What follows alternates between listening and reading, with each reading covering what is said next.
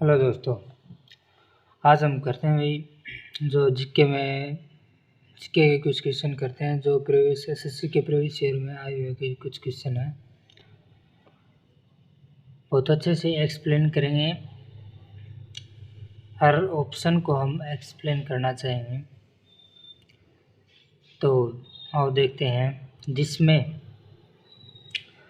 Question number 1 है, जिसमें अम्ल एवं अक्षार की अभिक्रिया के परिणाम स्वरूप लवण और जल बनते हैं, उसे खालिस्तान कहा जाता है। यानी कि जिसमें अम्ल एवं अक्षार की अभिक्रिया के परिणाम स्वरूप जो लवण और जल बनते हैं उसे खालिस्तान कहा जाता है। तो हमें ऑप्शन दिया गया है, उदासीनीकरण अभिक्रिया, संयोजन अभिक्रिया, विस्थापन अभिक्रिया, अपघटन अभिक्रिया। यानी कि एक ऐसी अभिक्रिया है, अम्ल और अक्षार की एक ऐसी अभिक्रिया है जिसके परिणाम स्वरूप लवण और जल बनते हैं। लवण भी बनता है और जल भी बनता है। वह कौन सी अभिक्रिया है? तो इन ऑप्शन में से है उदासीनीकरण। कौन सी है?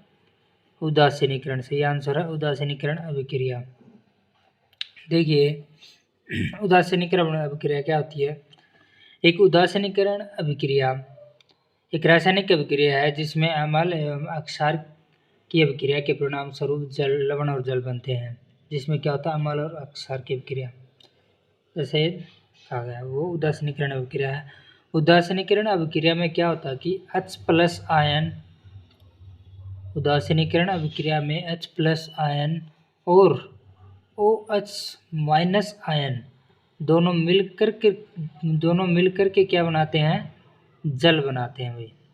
ठीक है, कैसे? अब एक अभिक्रिया करके दिखाते हैं हम। सोडियम क्लोराइड का निर्माण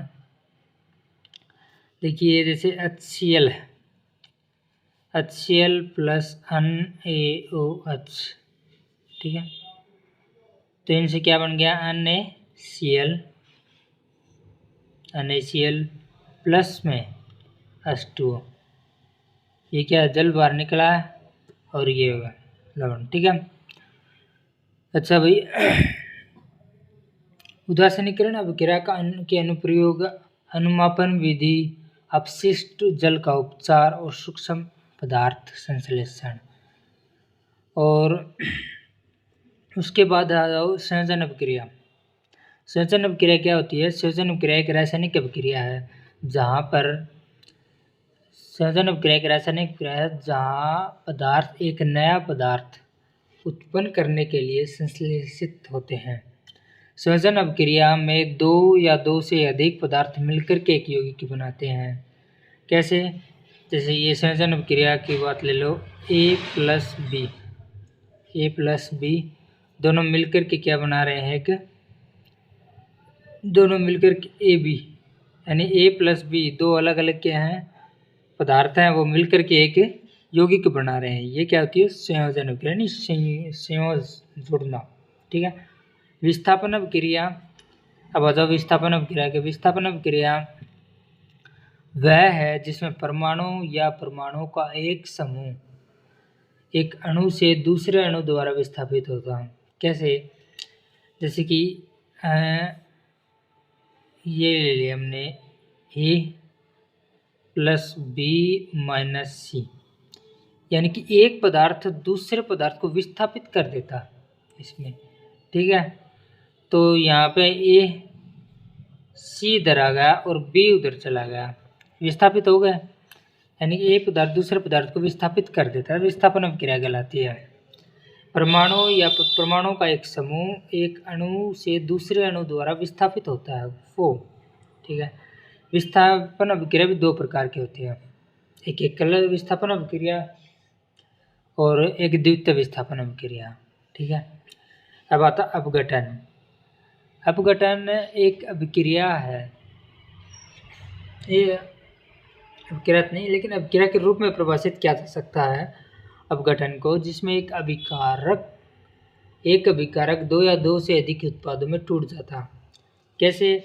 जैसे कि अपघटन में AB है, ये क्या होता है? एक अभिकारक है, ये दो या दो से अधिक, यानी A और B में टूट गया, दो या दो से अधिक अभिकारकों में टूट जाता है। दिस इज अपघटन अभिक्रिया, टूटना, अपघटन होना, टूटना। ए भी मूल अणु अभिकारक है और ए भी अणु जो है ये उत्पाद अणु है। ठीक है, ठीक है। अगला करते हैं हम निम्नलिखित में से, नंबर 2 क्वेश्चन है भाई।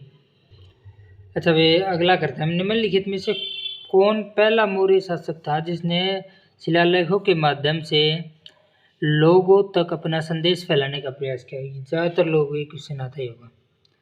अशोक ही था वो, यानी कि ऑप्शन है चंद्रगुप्त मौर्य, अशोक, बृहदर्थ और बिंदुसार। तो इनमें से लगभग को पता है, अशोक ने जो मतलब शिलालेख गढ़वाए थे जगह जगह पर।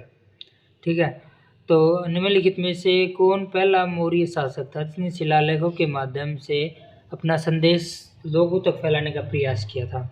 तो अशोक, क्योंकि अशोक ही था जिसने जगह जगह पर शिलालेख गढ़वाए थे। देखिए अशोक क्या है, अशोक सबसे प्रसिद्ध मौर्य सम्राट है। जो मौर्य जो शासन था उसमें सबसे प्रसिद्ध मौर्य सम्राट, मौर्य सम्राटों में से मौर्य सम्राट सबसे प्रसिद्ध अशोक ही था। अच्छा, वह शिलालेखों के माध्यम से जनता तक पहुंचने का प्रयास करने वाले पहले नेता थे। उन्होंने अपने संदेश पत्थर के खंभों पर लिखे ताकि हर कोई उन्हें पढ़ सके। ठीक है, क्या कर सके? ताकि हर कोई उन्हें पढ़ सके। अशोक के अधिकांश जो शिलालेख है ना, ज़्यादातर शिलालेख प्राकृत भाषा और ब्राह्मी लिपि में दिए हुए थे। उन्होंने स्तंभों और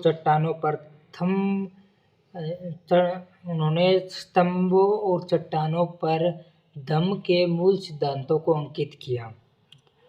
ठीक है, आगे हम बात करते चंद्रगुप्त की। तो चंद्रगुप्त की बात यह है कि वे चंद्रगुप्त मौर्य वंश के संस्थापक थे, यानी पहला मौर्य वंश की जब स्थापना हुई तो पहला सम्राट चंद्रगुप्त ही था। मौर्य वंश के संस्थापक कौन थे? चंद्रगुप्त थे। वह भारत के अधिकांश भाग को एक ही शासन के अधीन पर रखने वाले पहले सम्राट कौन थे? वो मौर्य थे, यानी ज़्यादातर भारत को एक करने वाले। और इसका श्रेय उन्हें जाता कि उन्होंने देश को जो विदेशी शासन से मुक्त कराया था और बुरे वक्त से नेतृत्व बचाया था। ठीक है, उसके बाद आता बृहदर्थ। बृहदर्थ की बात करें तो मौर्य साम्राज्य के जो अंतिम सम्राट हुए थे ना, वो बृहदर्थ ही थे। और वे 187 और 185 ईसा पूर्व, कब 187 से 185 ईसा पूर्व के बीच जो है राजा रहे थे। ठीक है, उन्हें उनके ही सेनापति पुष्यमित्र शुंग ने उनकी हत्या कर दी थी। इनके ही सेनापति पुष्यमित्र सिंह ने इनकी हत्या कर दी थी, बृहदर्थ की हत्या कर दी थी। फिर शुंग शासन आ गया।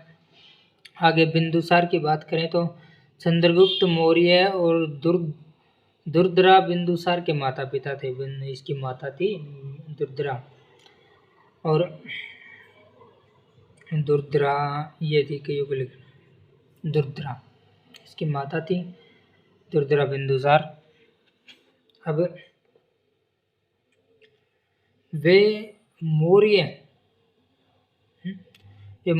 वंश के दूसरे राजा थे। बिंदुसार जो मौर्य वंश के दूसरे राजा थे, और मौर्य साम्राज्य के तहत 16 राज्यों को एकजुट करके, मौर्य साम्राज्य के तहत जो 16 राज्य थे उनको एकजुट करके सब वस्तुतः पूरे प्रायद्वीप को जीत लिया था इन्होंने, भारतीय प्रायद्वीप को जीत लिया। अरब सागर और बंगाल की खाड़ी के संदर्भ में उन्हें 2 समुद्रों के बीच भूमि का विजेता कहा जाता। क्वेश्चन आ जाएगा 2 समुद्रों के बीच भूमि का विजेता किसे कहा जाता है? यानी 2 समुद्रों के बीच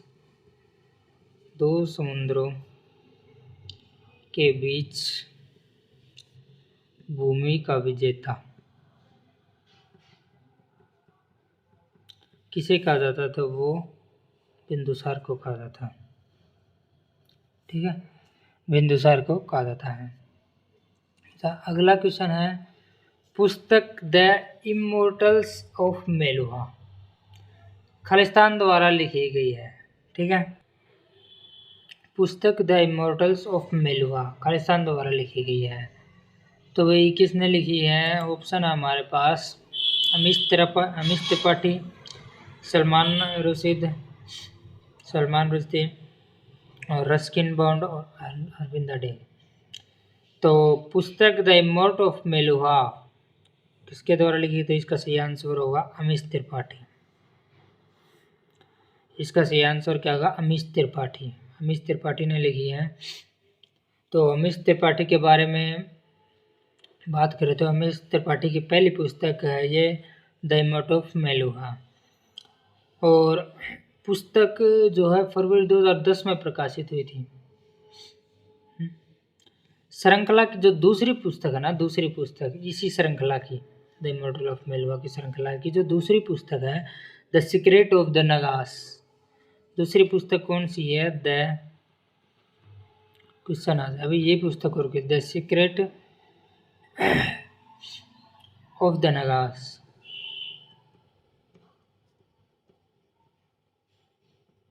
of the Nagas, the secret of the Nagas, ये पुस्तक इन्होंने कब लिखी थी? अगस्त 2011 में लिखी थी भाई, अगस्त 2011 में प्रकाशित हुई थी। ठीक है। और तीसरी पुस्तक इनकी the oath of the Vayuputra, the oath of the Vayuputra 2013 में प्रकाशित हुई थी फरवरी में। इसका अंग्रेजी देखिए, इसका अंग्रेजी, ओडिया, हिंदी, मराठी, बंगाली, गुजराती आदि कई भाषाओं में अनुवाद किया गया। अच्छा, तो इस पुस्तक द इमोर्टल ऑफ मेलुहा, इसकी पूरे भारत में लगभग 45,000 प्रतियां बिकी थी, बिक चुकी थी। कहानी मेलुहा की भूमि से स्थापित है और शिव के आगमन के साथ शुरू होती है। मेलुहा के लोग मानते हैं कि शिव ही उनके जो प्रसिद्ध उद्धारकर्ता नीलकंठ हैं। ठीक है। आगे अमीश त्रिपाठी एक भारतीय लेखक हैं। ठीक है। आगे करते हैं भाई बेहदी नकलम उत्सव। बेहदी नकलम उत्सव जो है मुख्य रूप से किस राज्य में मनाया जाता है? हमारे पास ऑप्शन है उत्तर प्रदेश, पश्चिम बंगाल, मेघालय और झारखंड। तो मुख्य रूप से किस राज्य में बनाया था? तो मुख्य रूप से ये बनाया जाता मेघालय में। सही आंसर है इसका मेघालय। तो मेघालय की बात करते हैं। मेघालय राज्य में मनाए जाने वाले जो सबसे प्रसिद्ध त्योहारों में से एक जो है वो बेहदी नकलम उत्सव है। अच्छा, इसका वाक्यांश क्या है बेहदी नकलम उत्सव का? दुष्ट आत्माओं, महामारियों, विषुचिका के राक्षसों को दूर भगाए, शब्द बेहदी का अर्थ है। क्या है इसका अर्थ? दुष्ट आत्माओं, महामारियों, जो महामारियां हैं उनको, और विषुचिका के जो राक्षसों हैं उनको दूर भगाए। ठीक है। और वर्षा ऋतु से पूर्व जो रोपण ऋतु के अंत को भी चिन्हित करता है कि वर्ष इनके बीच में आता है, तब मनाया जाता है।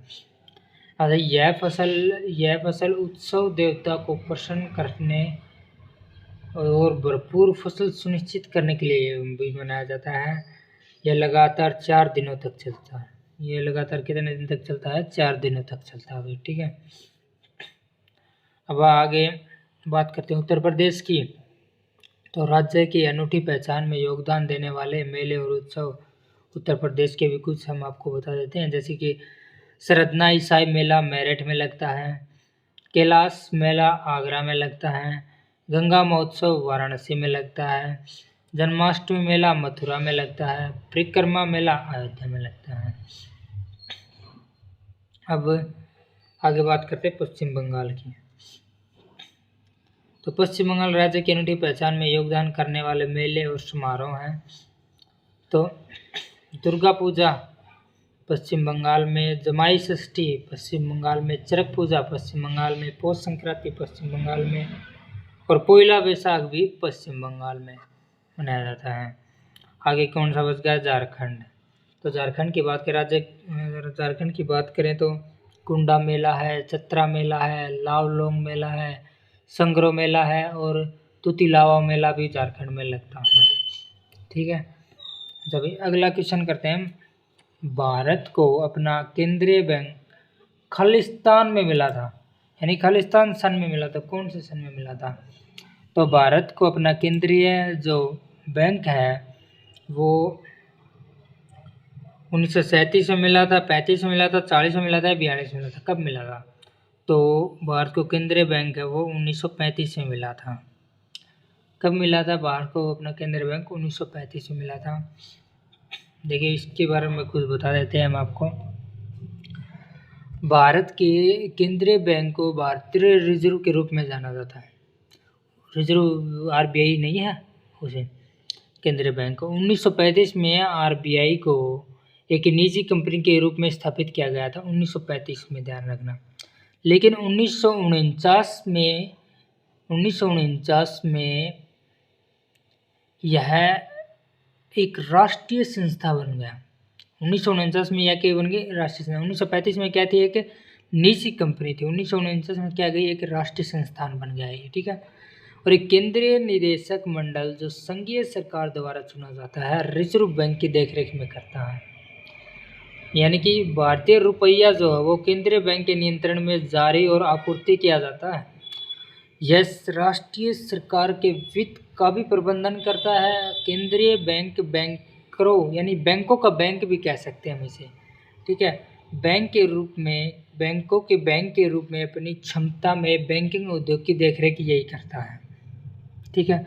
और अपनी विकास पहलों और नीतियों के साथ सरकार की सहायता करके यह भारत की विकास गाथा में भी महत्वपूर्ण योगदान करता है, ठीक है। जैसे कि स्टेट बैंक हो गया, जिसकी स्थापना, स्टेट बैंक की स्थापना कब हुई थी भाई? 1 जुलाई 1955 को स्टेट बैंक की स्थापना हुई थी। यानी कि 1955 में भारत सरकार ने इंपीरियल बैंक ऑफ इंडिया का राष्ट्रीयकरण किया, जिसमें भारतीय रिजर्व बैंक ने 60% ब्याज प्राप्त किया। इंपीरियल बैंक ऑफ इंडिया के स्थान पर स्टेट बैंक ऑफ इंडिया का नाम घोषित किया गया, ठीक है। और ग्राहकों को बैंक सुविधाएं प्राप्त होती हैं इनके। अगला क्वेश्चन हाँ, ये निम्नलिखित में से कौन सा रेशेदार फसल का उदाहरण है? ठीक है। आम रेशेदार फसल है क्या? नहीं। आम, हेम्प, रबड़ और कॉफी। तो इनमें से सही आंसर है हेम्प, यानी भांग। हेम्प। देखिए हेम्प की बात करें तो गांजा नरम, टिकाऊ, प्राकृतिक रूप से उत्पादित फाइबर युक्त पौधा है गांजा। इसकी खेती कैनबिस जीनस के पौधे से की जाती है, ठीक है। यानी कि जो ये भांग है, इसकी खेती कैनबिस जीनस पौधे से की जाती है। और फाइबर फसल की बात करें तो जो रेशेदार फसलें वे फसलें हैं जो मुख्य रूप से फाइबर प्राप्त करने के लिए उगाई जाती हैं, ठीक है। पादप रेशों के विभिन्न स्रोत, जैसे ये पादप अलग हो गया। अगला क्वेश्चन करते हैं। मेहरुनिसा ने जो है सम्राट जहांगीर से कब शादी की? खालिस्तान में शादी की, यानी कब करी थी? 1620 में करी है, 1602 में करी है, 1611 में, 1603 में। तो मेहरुनिसा ने सम्राट जहांगीर से शादी 1611 में शादी की थी, ठीक है। तो हम थोड़ा मेहरुनिसा के बारे में जान लेते हैं। अगर मेहरुनिसा है तो इसके बारे में भी आ सकता पेपर में। तो मेहरुनिसा का जन्म जो है, इसका जन्म वो 1577 में मेहरुनिसा का जन्म हुआ था। 1577 में कहाँ हुआ था? तो कंधार में इसका जन्म हुआ था। और यह मिर्ज़ा गयास बेग और अस्मत बेगम की बेटी थी। किसकी थी? मिर्ज़ा गयास बेग और अस्मत बेगम, इसकी माता का नाम था, उसकी बेटी थी। और यह मुग़ल सम्राट जहांगीर की मुख्य पत्नी और महारानी थी।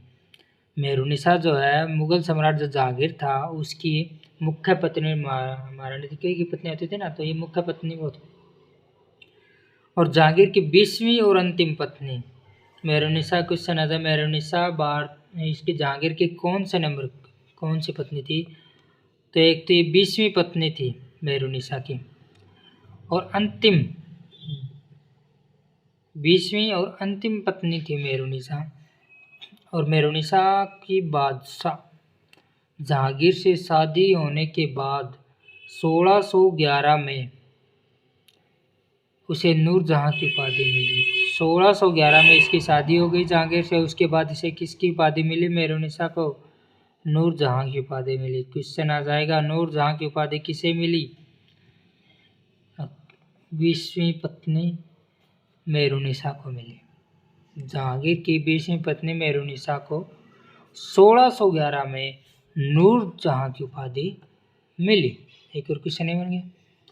अच्छा, वह अपने पति की सबसे निर्णायक क्रिया थी, यानी ज़्यादातर निर्णय वो लेती थी। अच्छा, उसे इतिहासकारों द्वारा 15 वर्ष से अधिक समय तक सिंहासन के पीछे की जो वास्तविक शक्ति उसे माना था, 15 साल तक वास्तविक शक्ति जहांगीर की इसे माना था।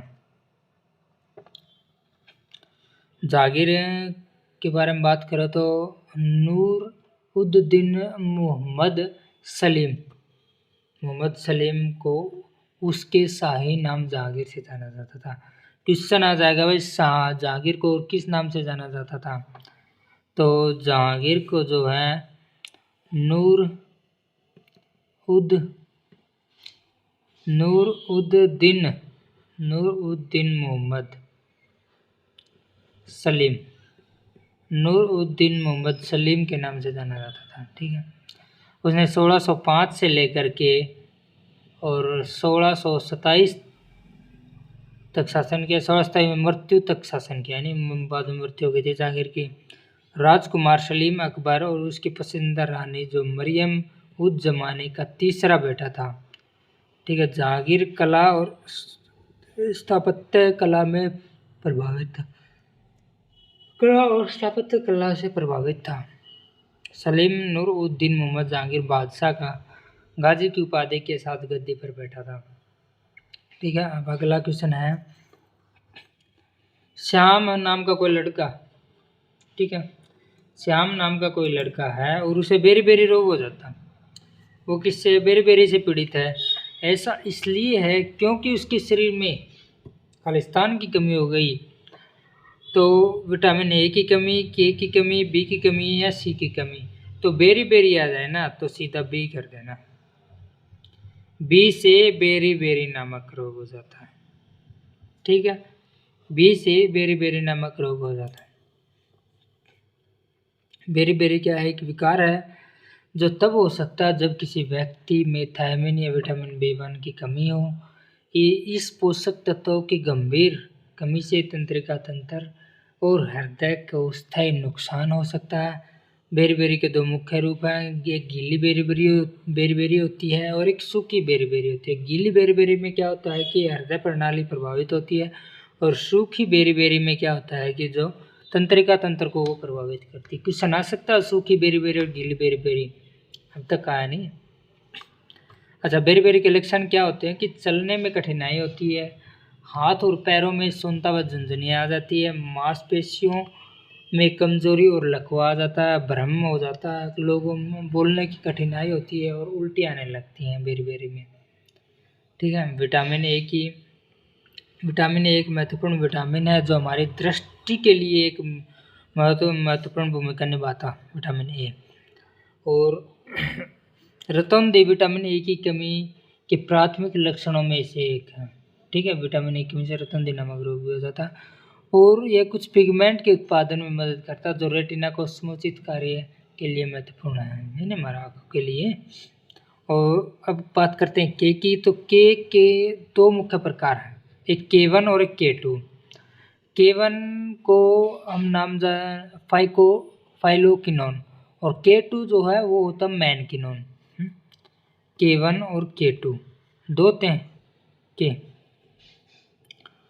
अच्छा, जो K1 है वो पौधों से प्राप्त होता है हमें, विशेष रूप से जो पत्तेदार हरी सब्जियां होती हैं, पालक और केले, उनसे जो है हरी सब्जियों से जो है हमें K1 प्राप्त होता है।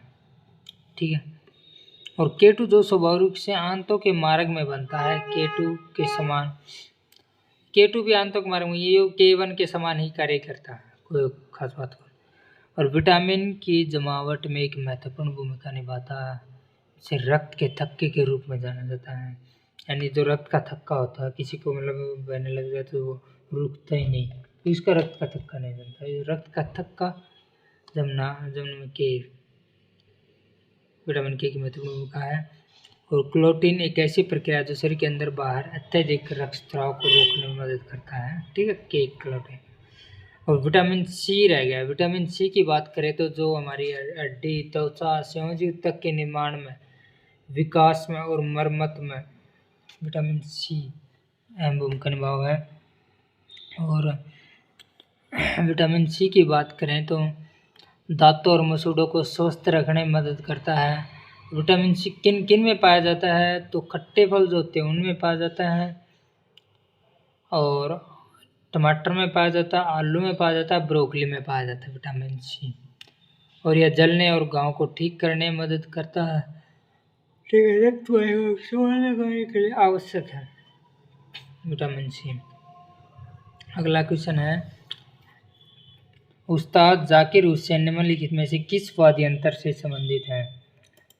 उस्ताद जाकिर हुसैन जो है निम्नलिखित में से किस वाद्य यंत्र से संबंधित है? तो हारमोनियम से, तबला से, या संतूर से, या बांसुरी से। तो उस्ताद जाकिर हुसैन जो हैं वो तबला से क्या है, संबंधित हैं। तो तबला के बारे में बात करें तो तबला वादक उस्ताद जो हैं जाकिर हुसैन जो हैं वो उस्ताद अल्लाह रखा के सबसे बड़े बेटे थे। 1988 में उन्हें पद्मश्री भी मिला। कब? 1988 में इन्हें क्या मिला था? पद्मश्री मिला था। और 2002 में इन्हें पद्म भूषण भी मिला था। और 1990 में उन्हें संगीत नाट्य अकादमी में पुरस्कार मिला था। कब? 1990 में इन्हें संगीत नाट्य अकादमी में पुरस्कार मिला था। और उन्होंने 1999 में अमेरिका की कला के लिए राष्ट्रीय बंदोबस्ती में राष्ट्रीय विरासत फेलोशिप प्राप्त की थी। एस शंकर द्वारा निर्देशित भारतीय फिल्म में तमिल गीत टेलीफोन मन। चलिए तो अब बात करते हैं भाई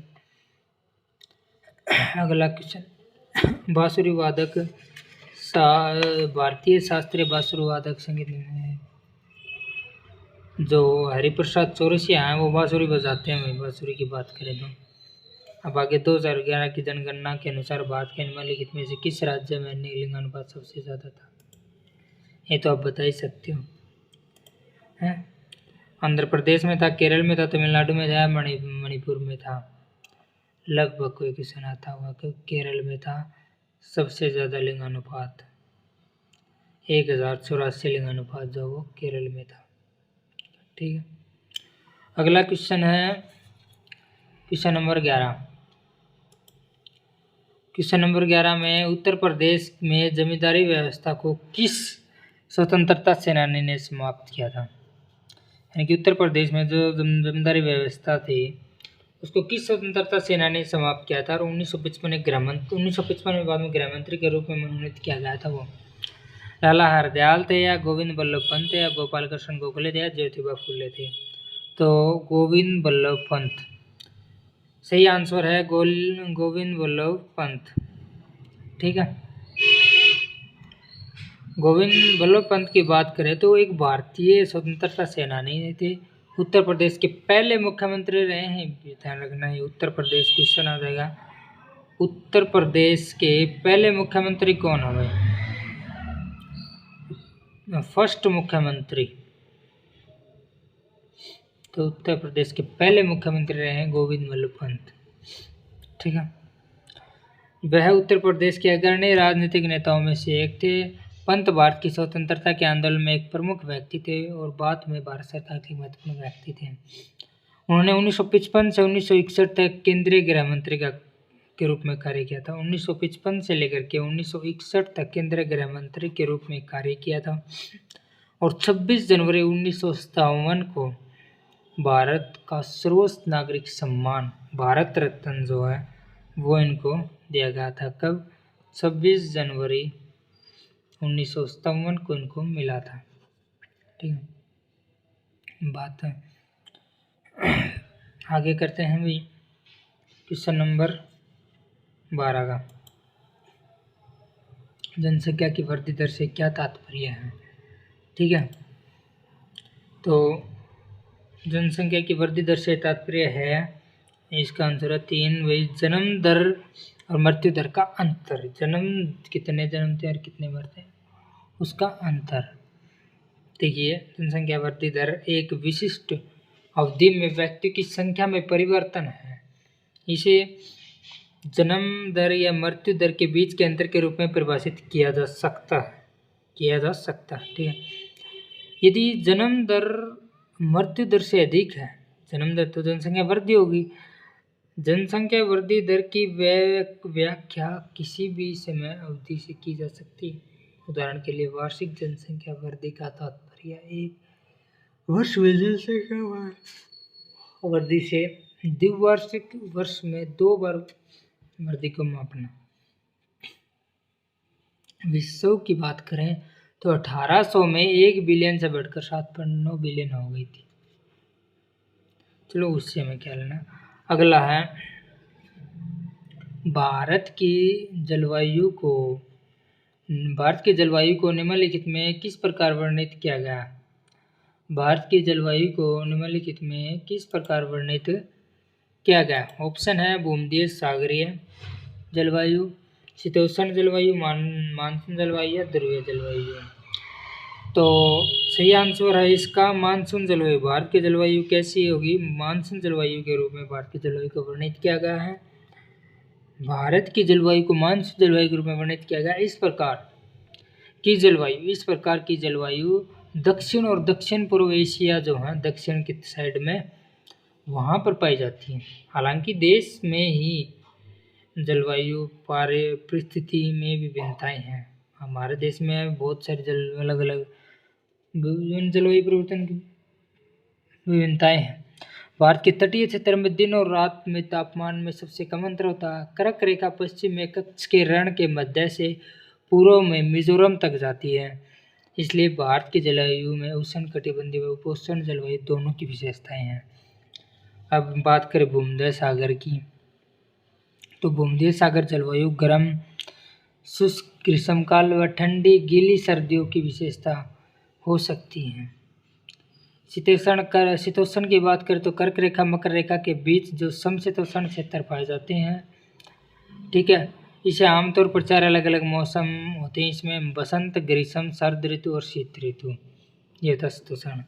और ध्रुवीय जलवायु क्षेत्रों में गर्म ग्रीष्मकाल की कमी होती है वहाँ पर, लेकिन सर्दियाँ खूब होती हैं।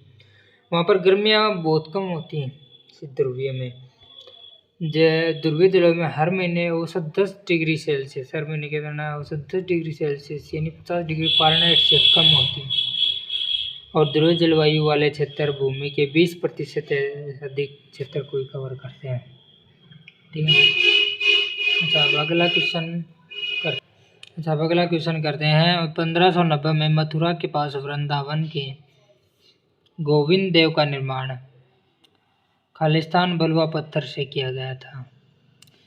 खालिस्तान बलुआ पत्थर यानी कि पीले से, काले से, सफ़ेद से या लाल से, तो लाल से किया गया था भाई। ठीक है, तो बात करें गोविंद देव जी मंदिर वृंदावन और उसके आसपास के प्राचीन ऐतिहासिक मंदिरों में से एक है गोविंद देव। आंसर क्या है? लाल। 1590 मथुरा के पास वृंदावन के गोविंद देव का निर्माण यानी गोविंद देव का निर्माण जो है वो लाल बलुआ पत्थर से किया गया था। ठीक है, इस मंदिर का निर्माण किसने किया था? तो इस मंदिर का निर्माण जो है राजा मानसिंह ने कब किया था? 1590 ईस्वी में राजा मानसिंह ने इस मंदिर का निर्माण किया था और लाल रेत के पत्थरों का इस्तेमाल किया था इसे बनाने में। और 500 ईसा पूर्व से महान ऐतिहासिक व आध्यात्मिक महत्व रहा है इसका। और यह भगवान श्री कृष्ण का मंदिर है। पूरा होने पर मूल रूप से 7 मंजिलें थी। इसमें कितने थी? पूरा होने से मूल रूप से 7 मंजिलें थी। ठीक है। और जैसलमेर के जो जैन मंदिर है को पीले बलुआ पत्थर से वो किया गया था, और द गोल्डन सिटी के नाम से, यानी जो पीले बलुआ पत्थर से निर्मित, जो पीले की बात करें, पीले बलुआ पत्थर, जो जैसलमेर का जो जैन मंदिर है ना, जैन मंदिर कहाँ का? जैसलमेर का। वो मतलब पीला सा रंगा गया था पूरा, और वो गोल्ड सा हो जाए पीला, द गोल्डन सिटी के नाम से जाना जाने लगा उसे। और काले सफ़ेद, ये तो पता ही, सफ़ेद संगमरमर बलुआ पत्थर से बने हैं कुछ मंदिरों का निर्माण। ठीक, आगे हम बात करते हैं भाई महानदी बेसिन का विस्तार जो भारत के किस राज्य में नहीं है। महानदी जो बेसिन है इसका विस्तार भारत के किस राज्य में नहीं है? छत्तीसगढ़ में नहीं है, उत्तर प्रदेश में नहीं है, झारखंड में नहीं है, उड़ीसा में नहीं है। तो महानदी बेसिन का विस्तार भारत के उत्तर प्रदेश में नहीं है भाई, बाकी छत्तीसगढ़ में है, झारखंड में है, उड़ीसा में है। तो महानदी बेसिन की बात करें तो महानदी बेसिन छत्तीसगढ़, उड़ीसा और झारखंड और महाराष्ट्र और मध्य प्रदेश के छोटे हिस्सों में फैली हुई है। 1,41,589 वर्ग किलोमीटर, 89 वर्ग किलोमीटर के क्षेत्र में जल निकास करता है, जो देश के कुल भौगोलिक क्षेत्र का लगभग 4.3% भाग है। बेसिन को भौगोलिक सीमा का 80 डिग्री 28 सेल्सियस और 86 डिग्री 43 पूर्वी देशांतर से 19 डिग्री 8 23 डिग्री 32 उत्तरी अक्षांशों के बीच है। बेसिन की अधिकतम लंबाई जो है, अधिकतम लंबाई और चौड़ाई 587 तो इसकी लंबाई है, और 400 किलोमीटर क्या इसकी चौड़ाई है, 400 किलोमीटर क्या इसकी चौड़ाई। ठीक है। यह उत्तर में मध्य भारत की पहाड़ियों, दक्षिण और पूर्व में पूर्वी घाट और पश्चिम के मैकाल में गिरी हुई है। ठीक है। और महानदी देश की प्रमुख नदियों और प्रायद्वीप नदियों में से एक है, ध्यान रखना। और एक और बात, जो उद्गम में बंगाल की खाड़ी में गिरने तक नदी की कुल लंबाई जो है, गिरने तक नदी की कुल लंबाई जो वो 851 किलोमीटर ही है, ध्यान रखना।